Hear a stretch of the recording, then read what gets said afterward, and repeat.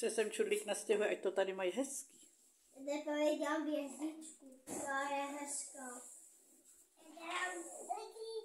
No. On dělá helikoptér. Nakreslete tam srdíčko. Já tady teďka maluju hvězdičku. To je srdíčko. To je srdíčko, no to je hezký srdíčko. Je to pro starou čudlu a tetu Moniku. To je hezký srdíčko. No, to. Pojďte, koukej, jaký on dělá srdíčko hezký.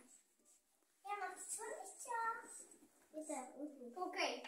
No a teď mu Vojtišku, Víš, co to znamená? nevím, půjči Říčkovi tu oranžovou. Plusmo rovná se srdíčko.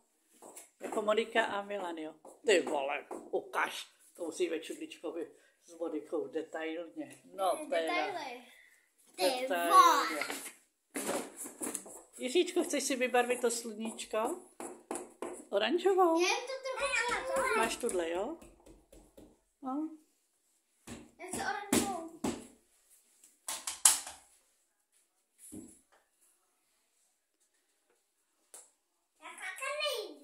No, to je hezký, to si... si to. A tady dole si to taky namaloval, veď?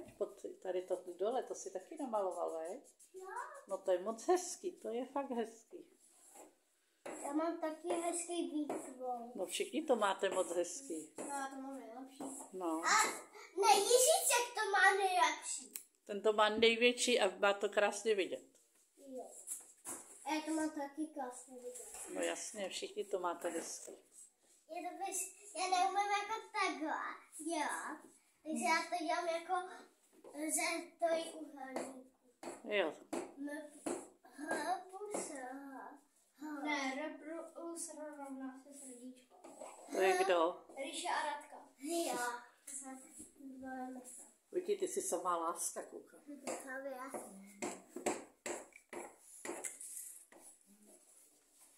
Co ještě uděláme? Ale tady je řekni to nějaká. Napiš V nějaká holka, ne nějaká, co?